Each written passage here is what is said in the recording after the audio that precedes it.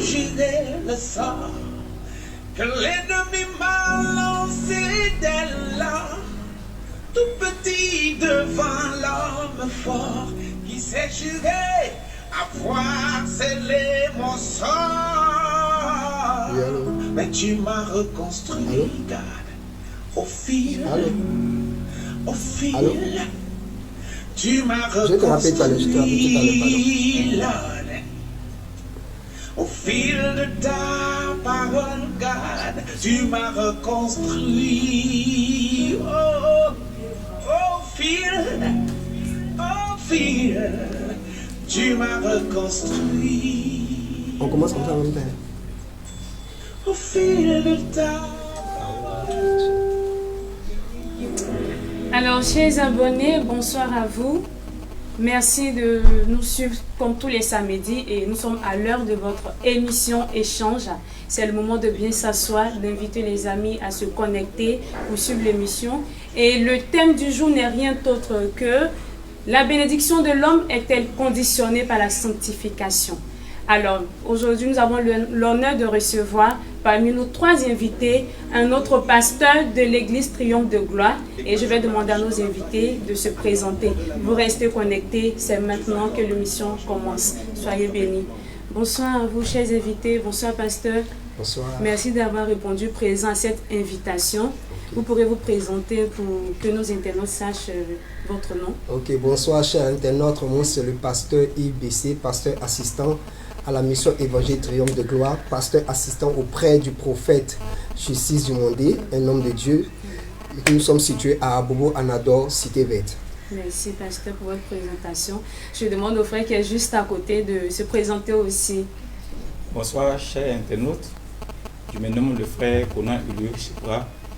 Je suis membre d'abord de l'église de la mission évangélique Triomphe de Gloire. Et je suis chargé de l'évangélisation et je suis dans le bureau de la jeunesse de l'église. Amen, merci. Frère qui est juste à ma gauche, à ma droite, pardon, tu te présentes? Oui, je suis Gogo Zengbe Marcelin. Je suis un fils à l'église Triomphe de Gloire. Amen. Voilà, je suis juste là pour participer à l'émission. Merci à vous tous pour votre présence, pasteur. Avant de commencer le but même du sujet, nous allons demander une prière pour que nous soyons vraiment disposés. Ok, nous prions le Seigneur. Éternel Dieu de mon Père, Dieu qui garde l'alliance, Dieu sacré des Hébreux, Dieu des grands défis, nous voulons ce soir t'inviter à ce moment d'échange. Et nous prions que ton esprit nous anime et que Seigneur, au travers de cette émission, tu nous montres véritablement la conduite à tenir afin d'être béni selon toi. Au nom de Jésus-Christ. Amen. Amen. Merci, pasteur, pour ce moment de prière. Donc, nous rentrons dans le vif du sujet. Et le thème, comme je l'ai dit, la bénédiction de l'homme est-elle conditionnée par la sanctification? Alors, pasteur Yves, nous aimerions savoir déjà la définition de la bénédiction et c'est quoi la sanctification? Ok. Avant de parler de bénédiction, de sanctification, avant de donner la définition, d'abord peut-être terre à terre, selon le dictionnaire, j'aimerais peut-être en quelques minutes ou en quelques mots, donner une portion des Écritures en Deutéronome chapitre 28, le verset 1 à 14. Là, on nous parle d'abord de la bénédiction. Et en Deutéronome 28 encore, avec du verset 15 jusqu'au verset 68, on nous parle de la malédiction. Amen. Donc du coup, on se rend compte là qu'il y a deux choses que Dieu a déjà mises sur terre par rapport à l'homme. Maintenant, allons rapidement dans la définition de la bénédiction. Selon le dictionnaire, la bénédiction, c'est une grâce. C'est une faveur accordée par Dieu. Amen. Et la bénédiction, par ricochet, est un nom féminin. La bénédiction, en mot latin, benedicto, de dissérer. C'est-à-dire quoi? L'action est l'action de bénir par la parole, Amen. Par les gestes, en un mot, le fait de faire du bien à quelqu'un. C'est un acte de Dieu, Dieu voulant le bien de l'homme. Voilà un peu défini ici ce que c'est que la bénédiction. Amen. Parlons maintenant de la sanctification. La sanctification vient d'abord du mot sanctifier. Sanctifier, ça veut dire mise à part. Sanctifier veut dire saint. Sanctifier veut dire séparer du péché. Sanctifier veut dire rendre propre. Sanctifier parle de la pureté. Donc quand on parle de la pureté, quelque part, il y a quelque chose, il y a un acte qu'un homme doit poser pour se sentir à l'aise. Quand on parle de la propreté, quand vous regardez un homme déjà habillé de blanc vertu, vous allez voir que quand il est propre, il se sent à l'aise. Donc la sanctification, je pourrais dire, c'est la partie où le chrétien se sentira à l'aise dans son corps, dans son esprit et dans son âme. Amen. Voilà un peu la définition. Amen. Merci, pasteur. Ok. Et comme nous avons d'autres invités, les jeunes de l'église Triomphe de Gloire, on va partager aussi les idées. Y a pas de Frère, souci. juste aux côtés de notre pasteur, tu vas nous dire un peu ta compréhension pour la bénédiction et aussi la sanctification. Ok.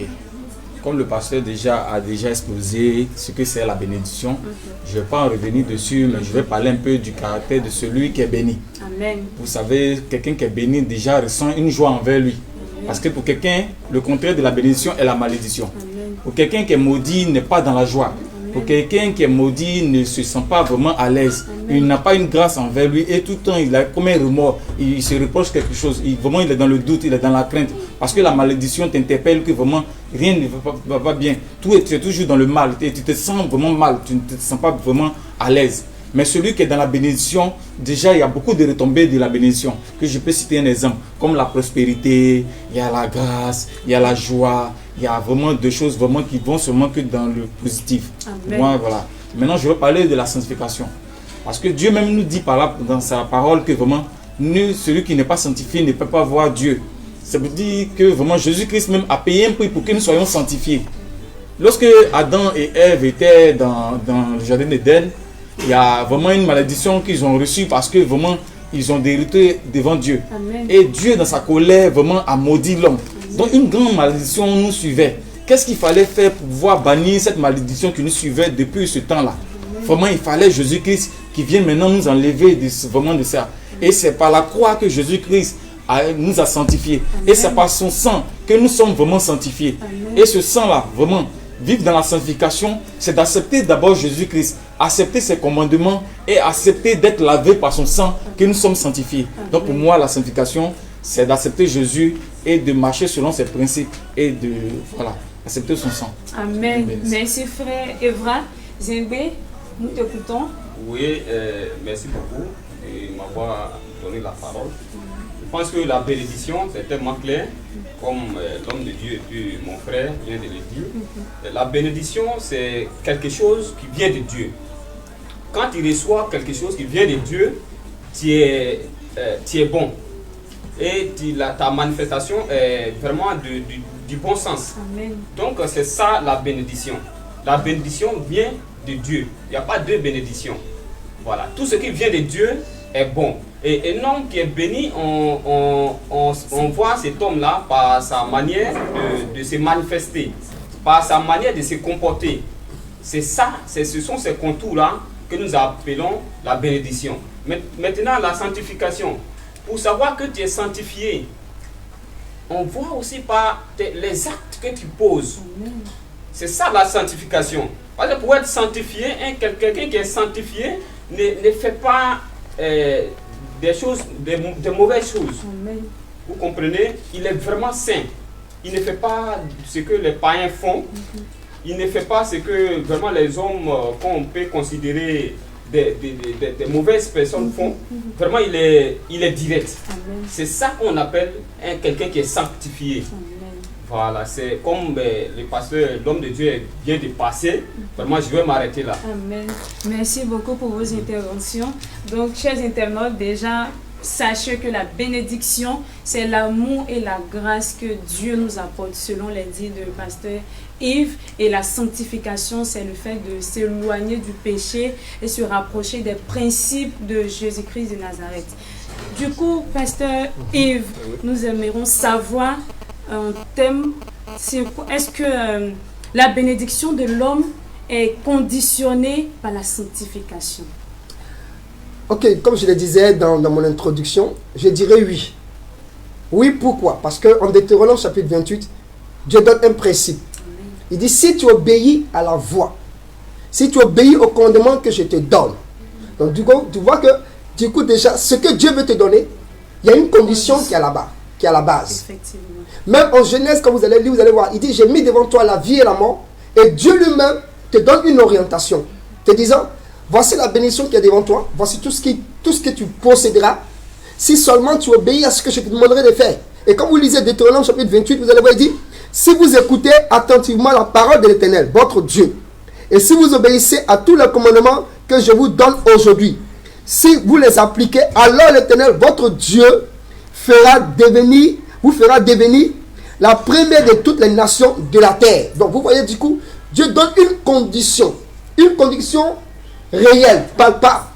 Tu veux être béni, tu veux être à la tête, il y a une bénédiction, d'une bénédiction, il y a une condition qui est là. Amen. Et ça, que tu le veuilles ou pas, tu ne peux pas échapper. Amen. Dieu te demande de te sanctifier. Dieu te demande d'avoir une conduite saine. Dieu te demande d'avoir quelque chose. Il y a quelque chose que Dieu te demandera toujours avant la bénédiction. Amen. Aucune bénédiction n'arrive au hasard.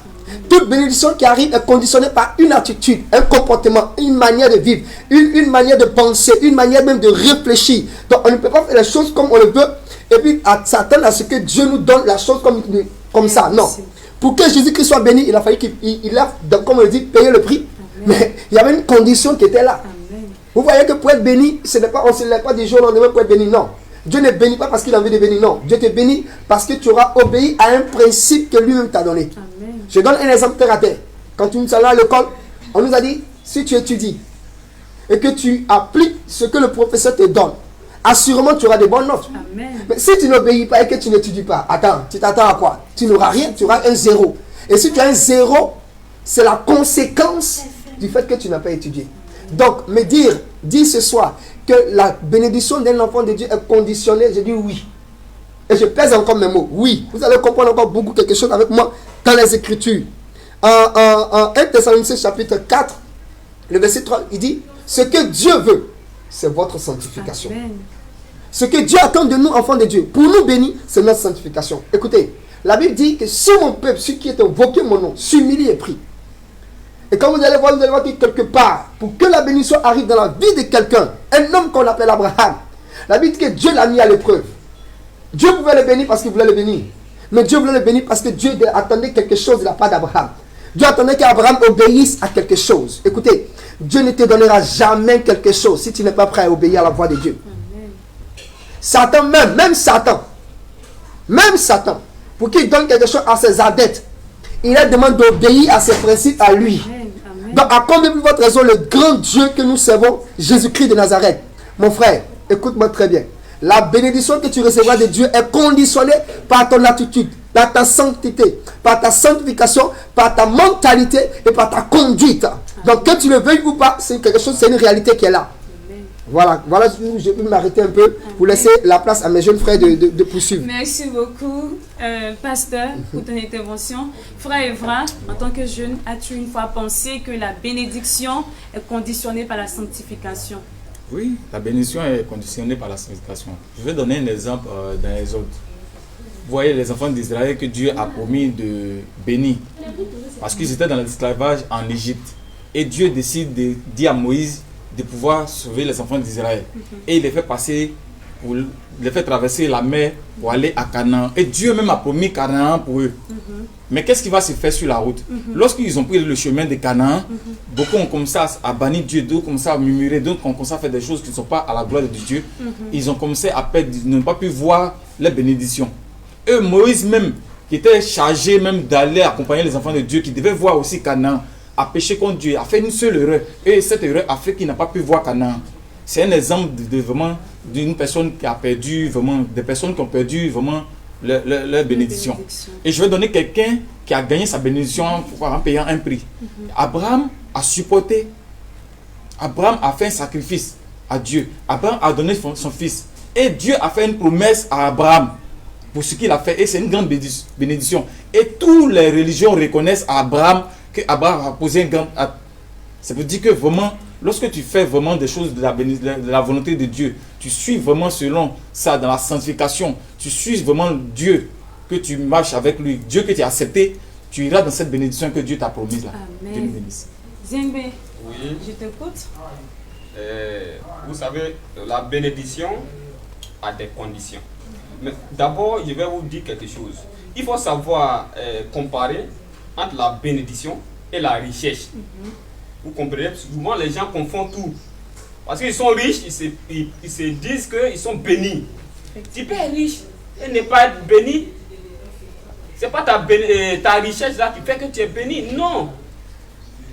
La bénédiction ici a des conditions. Pour que tu sois béni, vraiment, il faut que ta bénédiction vienne de Dieu. Il faut que les principes de Dieu, que Dieu a tracés, il faut que ces principes-là, tu marches sur ces principes-là pour que tu sois déclaré béni. Amen. Voilà. Donc, il ne faut pas regarder que tu as quelques réalisations, que tu as quelques jetons, que tu vas te dire que tu es béni. Tu n'es pas béni. Vous comprenez? Donc, c'est un peu, quand on regarde, on voit un peu dans le parcours de la Bible, quand on prend Genèse, où Joseph a fait ses parcours, c'est parce que Joseph a obéi au principe de Dieu qu'on l'a déclaré. Joseph, on parle toujours de Joseph. Abraham, pareil, parce qu'il a suivi les traces de Dieu, qu'on parle toujours, le nom d'Abraham là est toujours dans la bouche des chrétiens, et même des hommes. Donc la bénédiction, si tu veux recevoir la bénédiction, il faut vraiment être sincère, il faut adorer Dieu, le Dieu vivant, Dieu qui a créé la terre et les cieux, qui t'a mis au monde, qui fait que tu respires. Tu manges les choses que Dieu a créées. Pour avoir la bénédiction, il faut suivre ces dieux-là pour que tu sois béni. Mais celui qui t'a créé, qui t'a fait, si tu ne le suis pas, qui te donne de quoi manger, qui te donne de l'air, pour respirer, si tu ne le respectes pas, tu as la malédiction. Ta richesse n'est pas une richesse qui vient de la bénédiction. Tu n'es pas béni, mais tu es maudit. Donc, il faut suivre les voies de Dieu, quel que soit le prix à payer. Il faut suivre les voies de Dieu pour que tu sois déclaré béni, que moi je connais. Amen. Voilà, que Dieu vous bénisse. Merci, tu as anticipé sur ma troisième question. Du coup, je veux que tu me dises en une seule phrase ou en un mot, que faire pour être béni en gros? Bon, pour être béni, comme je viens de le dire, pour être béni, un enfant qui est digne d'un enfant qui veut qu'on l'appelle enfant de Dieu, il faut qu'il marche sur les principes de Dieu. Dieu dit, il faut l'adorer lui seul. Quelle que soit ta souffrance, quel que soit le parcours que tu as mené, ça a été difficile. Oui, si tu veux vraiment que tu sois béni là, les choses difficiles là, il faut, malgré ça, il faut adorer Dieu. Amen. Il faut marcher avec Dieu. Amen. Même si tu n'arrives, tu marches avec caleçon, il n'y a plus rien là. Il faut marcher avec Dieu pour que tu sois déclaré béni. Amen. Mais ta richesse que tu cherches avec torche partout, là, c'est pas ça qui te bénit. Amen. Merci beaucoup, Voilà. Zimbe. On se tourne vers Evra. Tu vas nous dire un peu qu'est-ce qu'il faut faire pour être béni. Bon, mon frère, ma soeur, toi qui m'entends ce soir, vraiment, je vais t'adresser un mot, vraiment. Je vais te dire d'abord, la bénédiction de Dieu n'est accompagnée d'aucun chagrin. Aucun chagrin, mon frère, ma soeur. Si tu crois que tu es béni et encore tu n'arrives pas à dormir, si tu crois que tu es béni et encore tu te mets dans le doute, c'est que pour moi, ce n'est pas une bénédiction. Parce que la bénédiction de Dieu ne donne pas vraiment l'insomnie, mais ça procure une joie infâme, une joie qui ne finira jamais et qui reste éternelle. Mon frère, ma soeur qui m'écoute ce soir, je vais te dire quelque chose. Accepte d'abord Jésus. Amen. Parce que Jésus est Dieu. Et la bénédiction que tu vas obtenir de Dieu ne finira point, mon frère, ma soeur. Je vais te dire vraiment, aujourd'hui tu te poses la question, est-ce que je suis béni? Dans ce que je viens de dire aujourd'hui, examine-toi ta vie et tu verras si c'est une bénédiction vraiment. Tu peux avoir de l'argent, tu peux avoir des milliards. Il y a des milliardaires même aujourd'hui qui sont en train de pleurer parce qu'ils n'ont plus rien. Parce qu'ils ont compté sur l'argent, ils ont compté sur les richesses. Il y a des gens même qui sont milliardaires mais qui ne donnent pas, qui ont l'insomnie. Est-ce pour toi, mon frère, ma soeur qui m'écoute aujourd'hui, est-ce la bénédiction? Non, je peux dire non. Parce que ce n'est pas la bénédiction venant de Dieu. Donc je vais te dire ce soir, mon frère, ma soeur qui m'écoute, accepte vraiment le Jésus que nous prions là. Et fais sa volonté. Tu verras que cette bénédiction-là sera pour toi vraiment une joie infâme qui finira jamais et éternelle. Vraiment que Dieu nous bénisse. Amen. Sois béni aussi. Pasteur, nous t'écoutons pour la dernière question. En tant que pasteur, homme de Dieu, que faire pour être véritablement béni? Je voudrais d'abord dire merci au frère Zengbe qui a fait la part des choses tout à l'heure entre la richesse et la bénédiction. Amen.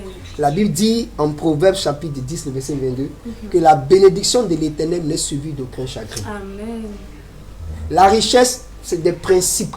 Tu obéis aux principes, tu vas devenir riche. Amen. Mais quant à la bénédiction, elle est conditionnée parce qu'il y a quelque chose que Dieu te demandera toujours en retour.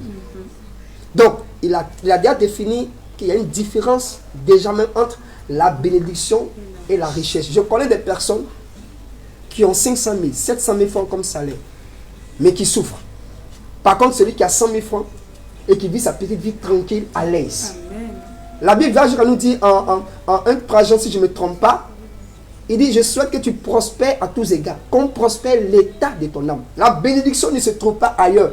Elle est plantée au fond de notre âme et elle se manifeste sur notre physique, sur notre esprit et tout le monde voit.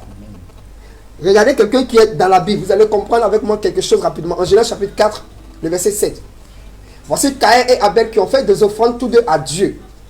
Mais la Bible dit que Dieu a agréé l'offrande d'Abel et il n'a pas porté un regard favorable sur celui de Caïn. Mais la Bible dit que la colère est rentrée dans le cœur de Caïn au point qu'il a tué son frère.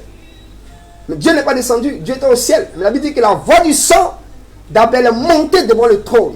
Et Dieu aimant tellement Caïn, Dieu vient vers Caïn pour lui dire, mais où est ton frère? Il dit, suis-je le gardien de mon frère? Dieu dit oui. Parce que la voix du sang de ton frère est en train de parvenir à moi. Qu'est-ce qui se passe? Il dit, ah, je ne sais pas. Non, Dieu dit, si, quelque chose se passe. Et Dieu maintenant découvre que Caïn a tué son frère. Dieu lui dit, écoute, je t'aime aussi malgré l'acte que tu as posé. Écoutez-moi très bien, enfant de Dieu. Dieu aime le pécheur, mais Dieu a horreur du péché. Dieu aime le péché parce que c'est une créature de Dieu. Mais Dieu déteste le péché. C'est pourquoi David pouvait dire cette phrase. Je ne te cacherai pas mes transgressions. J'ai dit, j'avouerai mes transgressions à l'Éternel et tu as pris la peine de les effacer.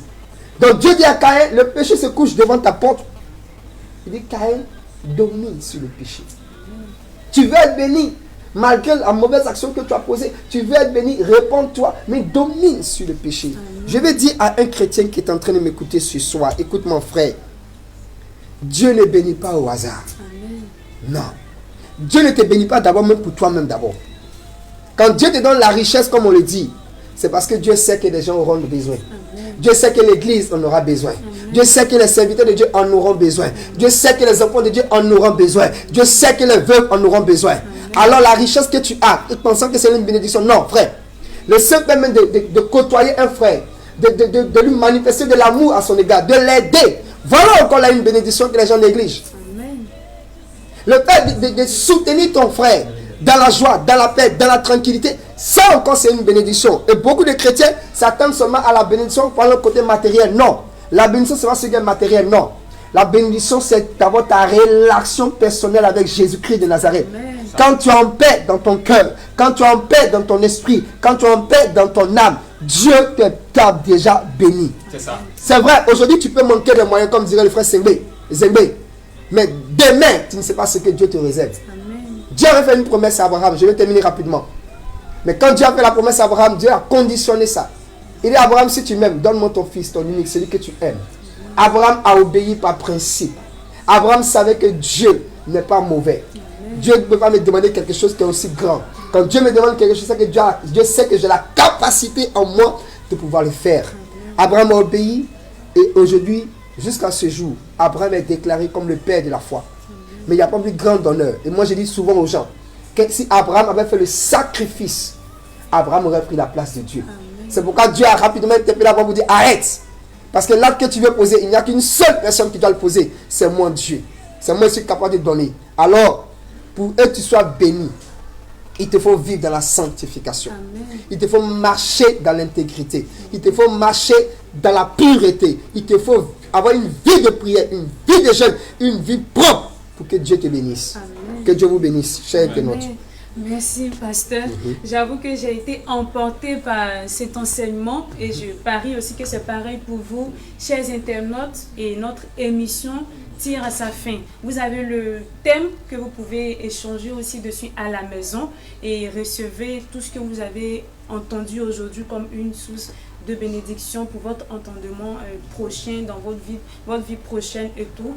Donc là, nous allons prendre le mot de fin de notre pasteur, vu que nous avons l'honneur de vous avoir sur notre plateau. Ok. L'ancien appel à toutes ces personnes qui nous suivent sur la chaîne, la page Triomphe de Gloire, la chaîne Triomphe TV, déjà pour le programme de demain, vu que vous êtes un principal, l'un des pasteurs de l'église Triomphe. Ok, je vais inviter d'abord, avant d'inviter, j'aimerais dire à nos internautes, vous qui nous écoutez de partout dans le monde, retenez une seule chose.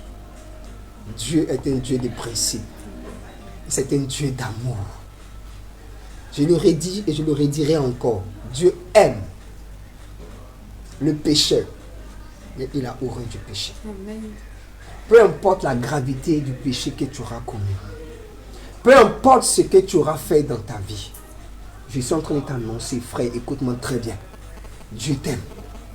C'est parce qu'il t'a aimé qu'il a accepté de payer le prix sur la croix. Amen. C'est parce qu'il t'a aimé, il a vu ta condition, qu'il a accepté de porter les marques des clous dans ses mains. Amen. Alors, parce que Jésus t'aime, je t'invite dès ce soir à rentrer dans ta chambre et à faire la paix avec le Seigneur. Si tu ne peux pas le faire, tu peux le recommencer dès maintenant à faire avec moi. Dis au nom de Jésus, Seigneur, je te prie de me pardonner pour toutes les actes que j'ai posés, pour toutes les mauvaises choses que j'ai fait, en pensée, en parole, en action, dans ma conduite. Seigneur, pardonne-moi, parce que j'ignorais que tu m'aimais. Maintenant que je sais que tu m'aimes, je me donne à toi. Je veux que tu sois le Seigneur et le sauveur de ma vie. Dès ce soir même, Jésus-Christ entre dans mon cœur et prend toute la place afin que toi seul tu règnes en maître absolu. Alors, si tu as fait cette prière, crois-moi, la paix de Dieu, l'amour de Dieu, la joie de Dieu viendra dans ton cœur. Et je t'assure, tu ne seras plus jamais la même personne. Amen. Je vais te rendre un simple témoignage. Moi-même qui te parle, j'étais un ancien brigand, un ancien bandit. Personne n'a cru à ma conversion. Mais Jésus-Christ l'a fait. Aujourd'hui, je suis un témoignage vivant. Amen. Que Jésus-Christ est encore palpable. Il est réel. Frère, je ne te parle pas d'un Dieu mort. Je te parle d'un Dieu qui est réel. Capable de changer la vie des gens. Amen. Alors, dès maintenant ce soir, donne ta vie à Jésus-Christ de Nazareth. Pour que tu aies la paix. Pour que tu aies la bénédiction. Amen. Alors, sur ce, j'aimerais t'inviter. Que tu sois de partout dans le monde. Dès demain, à partir de 8h, à nous suivre sur la Triomphe TV. Nous sommes à l'église, la mission évangélique Triomphe de Gloire. À sa tête, le révérend prophète, notre père, le prophète Justice Diomandé. Certainement demain, nous avons un thème encore à développer. Nous parlerons du trône. Alors, j'invite toute la population, j'invite toute la Côte d'Ivoire, j'invite même tout le monde entier à nous suivre, afin que vous compreniez combien de fois la vie chrétienne est intéressante et combien de fois il est important de savoir que le trône fait partie des principes de la bénédiction. Que Dieu vous bénisse. Shalom à vous. Amen. Merci à tout le monde. Merci à vous, chers internautes. Et que le Seigneur vous bénisse abondamment. Nous avons fini l'émission du jour. On se donne rendez-vous pour samedi prochain à la même heure pour un autre thème encore très intéressant. Mais avant, n'oubliez pas le programme de demain. C'est à partir de 7h. Nous allons débattre, nous allons écouter notre prophète, le révérend, le pasteur, le prophète Justice Diomandé qui va nous édifier sur ce thème très très intéressant. Donc c'est de 7h à 9h pour le premier culte et de 9h30 à midi pour le second culte. Et après cela, comme d'habitude, nous aurons notre résumé du culte. Donc, vous faites signe à votre famille, toutes personnes qui ont soif de la parole de Dieu, qui ne savent pas comment se déplacer, c'est seulement en se connectant sur la page de Triomphe de Gloire que vous allez recevoir aussi votre bénédiction. Sur ce, je vous souhaite une très bonne soirée et que le Seigneur Jésus-Christ vous protège. Au revoir, passez une bonne nuit. Au revoir. Ciao, ciao.